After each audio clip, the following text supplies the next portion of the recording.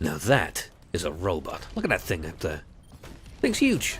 Anyway, no distractions allowed here on the last point of Volskaya Industries. Today, we are strong. We are energized. Gravitational.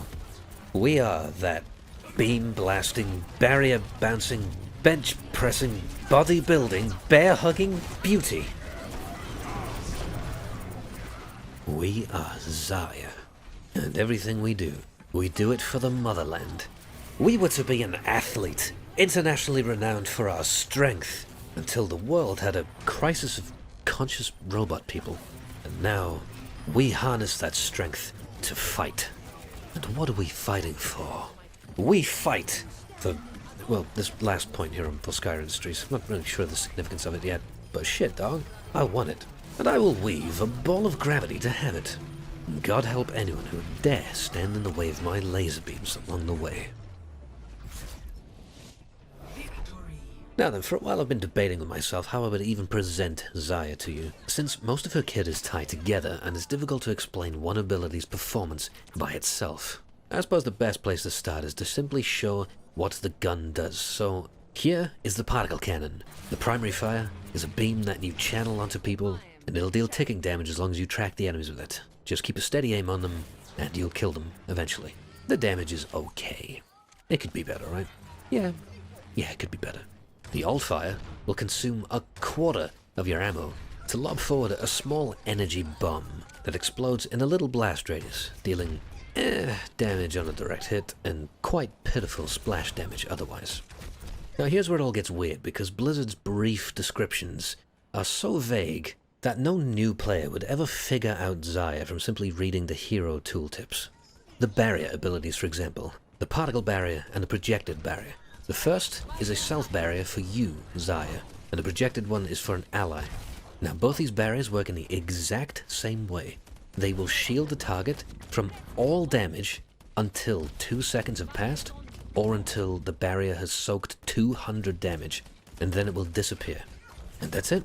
The idea is that you predict incoming burst and you preemptively shield it, much like you would Power Word Shield.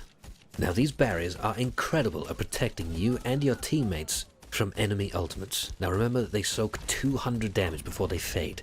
But the cool thing is the barrier will soak all of the overkill damage from the final blow that destroys it, rather than it cutting through to your actual health. To simplify that a little bit, let's give an example. Tracer's Pulse Bomb deals 400 damage, and since Zarya's barrier only soaks 200 damage, you'd think it might carry over and perhaps cut into Symmetra's actual health, which, since she only has 200, would actually kill her, theoretically. However, that projected barrier soaks everything and takes all the overkill damage with it. And Symmetra comes out without a scratch. And now this all ties back into the gun. When your barriers soak damage, Zarya will become charged with energy, and building up this energy will increase the damage output from her particle cannon. The amount of energy you gain is represented by the number at the center of your screen by your aiming reticle.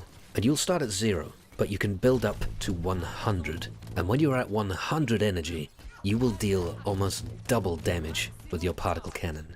So where your beam was doing about 80 damage per second at 0 energy, it'll do about 150 damage per second at maximum energy.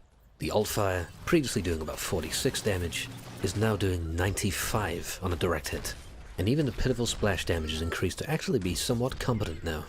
For you personally, the size of the energy orb on your gun is a quick visual representation of just how much energy you have, although you're better off just looking at the number at the center. For other players, this is how Zarya looks at high energy. She emanates a bright glow that gets more and more intense the higher her charge gets. So if your enemy Zarya looks a bit like this, it would be wise to keep your distance. It's important to know that the amount of energy you can gain from one single barrier that gets burnt out from damage will cap at 50 energy gained. So watch my energy number closely as my ally Zenyatta gets targeted at high noon.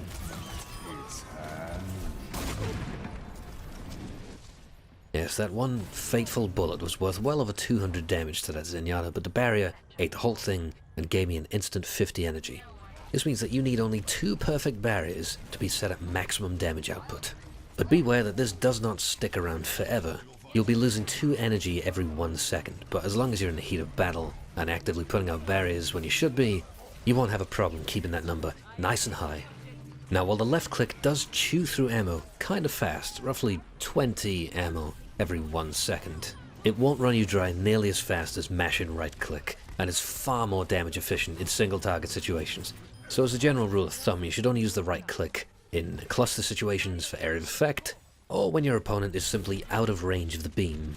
This beam, when charged, makes for some pretty great sustained damage, and as long as your tracking is good, you can kill absolutely anybody with it. It's also one of the few things that Genji cannot deflect, so make good use of that, if you can hit it, that is. But check out this Winston who has 1,000 health between my high energy beam and 76's bullets coming in from the side. He went down like a sack of shit. Zenyatta, kidding. Soldier, your time will come, and the time is now. Gone in no time, and one more. Reaper.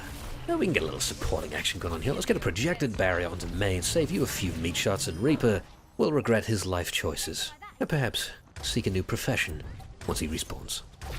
Zarya may be a tank at 400 health, where half of it is regenerative shielding. That's pretty good, but she's not inherently good at tanking things solo in a push. She makes for a much better off-tank to someone who can protect the allies full-time, while she weaves in immunity barriers every now and then, and deals out ridiculous damage. She plays out a lot more like an aggressive support, in my opinion, but she is, in her own right, certainly quite tanky and tough to kill, understandably finding her place in that category. And that will conclude Zarya. Hope you enjoyed. Thank you for... hang on a second, I'm definitely forgetting something. The ultimate. How could you forget the ultimate, of course? The ultimate, it's quite an interesting one. It's called Play of the Game. What Play of the Game does is... excuse me, slight mix-up there. It's actually called Graviton Surge. Nobody really calls it that. Players affectionately just call this one Black Hole. Here's what that looks like.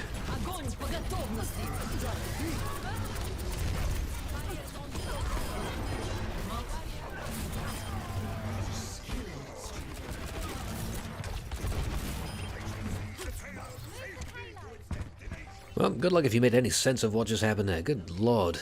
That was a Winston barrier and a Lucio sound barrier protecting them. In a giant team fight like that, Graviton Surge cares not for your protections.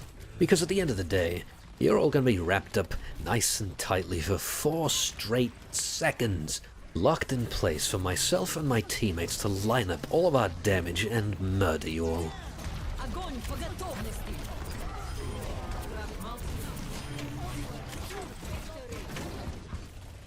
Yeah, I kid you not. I think this is the strongest ultimate in the whole game. Unless you want to count Mercy's Resurrect, reversing pretty much everything that Graviton Surge could possibly do. This is a game-winning ultimate, but requires some organization and perfect timing. You do not ever want to misplace or mistime Graviton Surge, because this is one of the slowest building ultimates in the entire game. And it is so powerful, it is precious, and you should cherish it.